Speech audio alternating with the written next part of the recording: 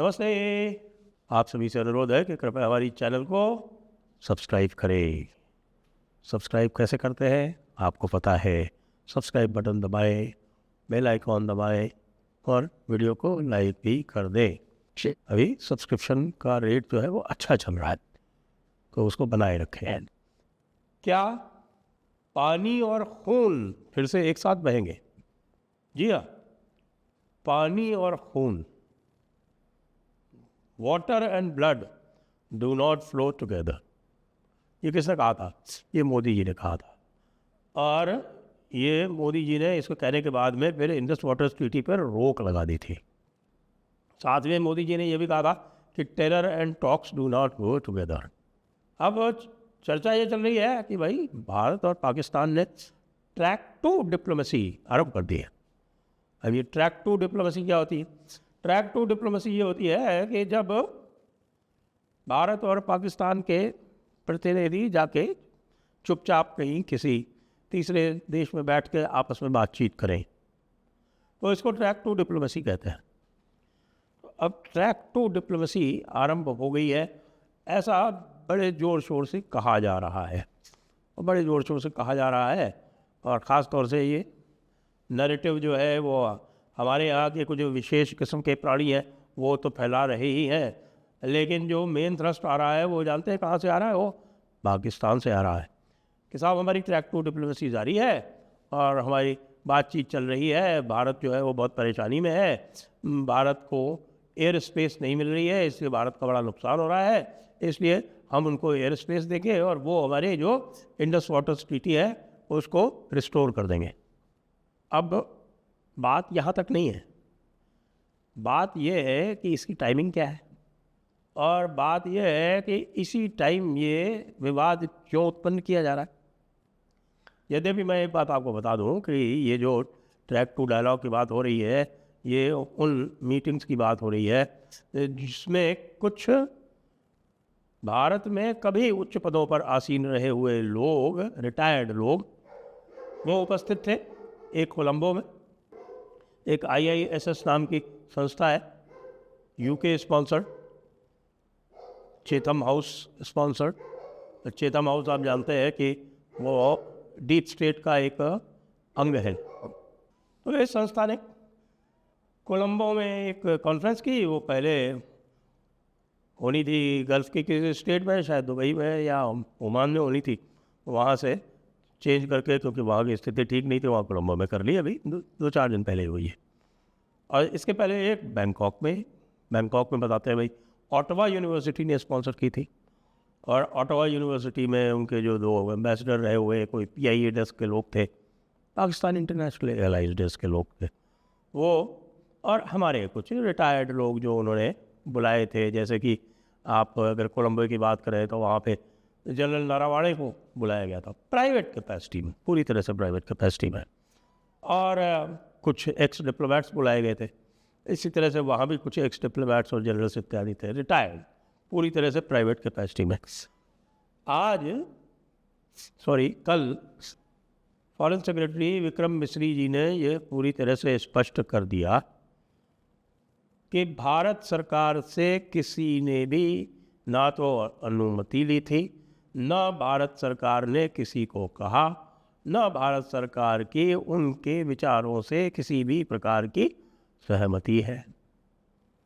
तो यदि कोई बातचीत चल रही है, पाकिस्तान के जो लोग थे वो सर्विंग लोग थे, खासतौर से जो कोलंबो वाली कॉन्फ्रेंस है IISS की, कोलंबो वाले कॉन्फ्रेंस में उनके सर्विंग लोग थे।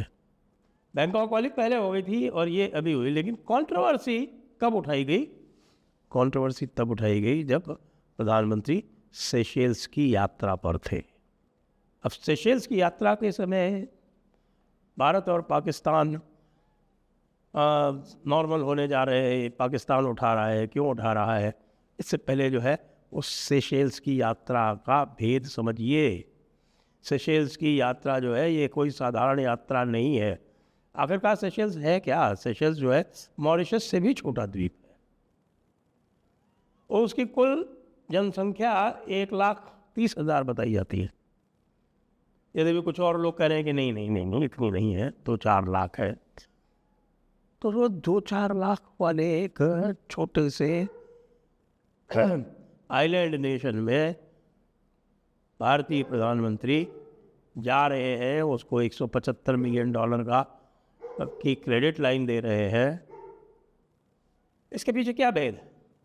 भेद बहुत बड़ा है, और ये पूरा का पूरा भेद जो है वो अंतर्राष्ट्रीय जियोपॉलिटिक्स से संबंधित है। क्योंकि भारत ने वहीं पे अजम्पशन आइलैंड में, ये अजम्पशन आइलैंड कहाँ पड़ता है?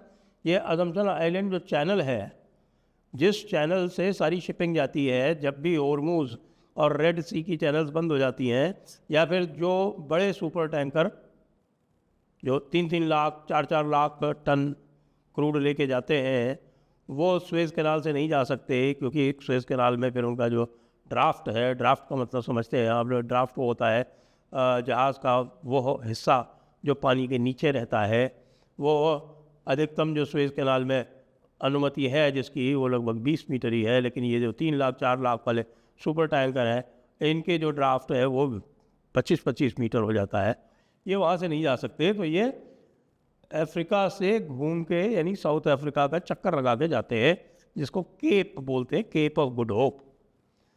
तो वो केप ऑफ गुड होप का चक्कर लगा के जाते हैं। जी हाँ, इस रास्ते से मैं भी एक बार गया हूँ।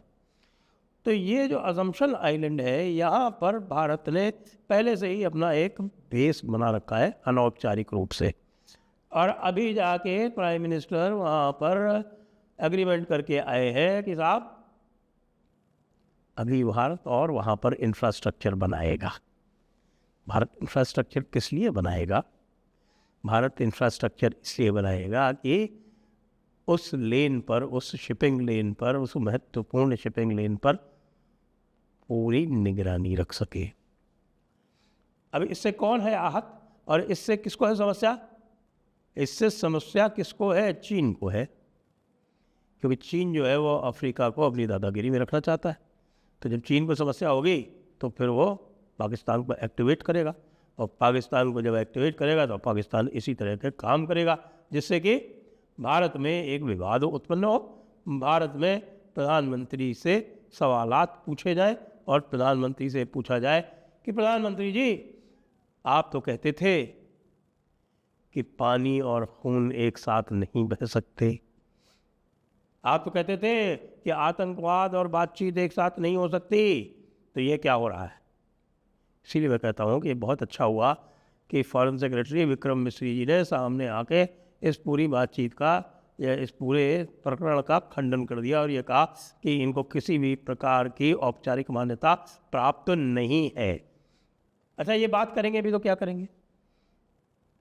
भारत की जो स्थिति है, 2-3 चीज़ें कि भाई, number one, any terrorist attack in India shall be deemed to have been sponsored by Pakistan military।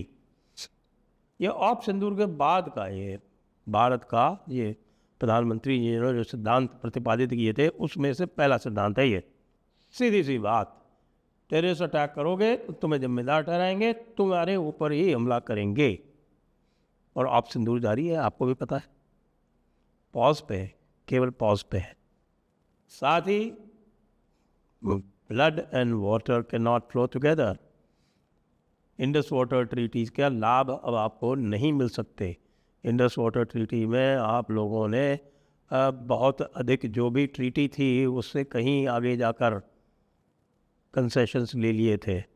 यहाँ तक कि सलाल डैम के स्लुइस गेट्स जो थे, उनको स्लुइस गेट्स जो डिसल्टिंग वाले थे, उनको वेल्ड कर दिया गया था, बंद ही कर दिया गया था सदैव के लिए। अब वो खोले जा रहे हैं इस समय। ऊपर सारे डैम्स जो है जिनका कार्य रुका हुआ था वो सब चालू हो गए हैं। तो पाकिस्तान तरह तरह की धमकियां देता रहता है, और यही जो है यहाँ पर ये जो बात हुई थी उसमें बात ही यही हो रही थी, deescalation, water scarcity, water as weapon, ये सारी बातें वहाँ हो रही। तो इन बातों को निश्चित रूप से कौन इससे सहमति जताएगा? कोई नहीं सहमति जताने वाला, और है भी नहीं। किसी भी तरह से सरकार ने इसको मान्यता भी नहीं दी। पाकिस्तान इस समय अंतर्राष्ट्रीय लेजिटिमेसी के लिए बहुत छटपटा रहा है, यहाँ तक कि उसने जो है सिंधु घाटी सभ्यता का भी दावा ठोक दिया है कि भाई सिंधु घाटी सभ्यता तो हमारी थी। भाई तुम्हारे यहाँ इस्लाम में तुमने अपने आप को इस्लामिक रिपब्लिक बनाया, सिंधु घाटी सभ्यता इस्लामिक नहीं थी। और इस्लामिक सभ्यता का जो पहला सिद्धांत है वो ये है कि इस्लाम के आने से पहले जो भी सभ्यताएं थीं या जो भी ज्ञान था, जो भी नॉलेज सिस्टम्स थे, वो सबके सब जाहिलियत थे। और उस जाहिलियत का आपको त्याग करना है तो फिर आप उस सभ्यता को कैसे अंगीकार करके और उसके ऊपर क्लेम जमा सकते हो। मुख्य बात यही है कि ये जो सारी की सारी टाइमिंग है ये सेशेल्स से कहीं ना कहीं जुड़ी हुई है। सेशेल्स ने किसी को बहुत अधिक परेशान किया है और इसीलिए आपने इस समय यह विवाद देखा है। जय हिंद, जय भारत, वंदे मातरम।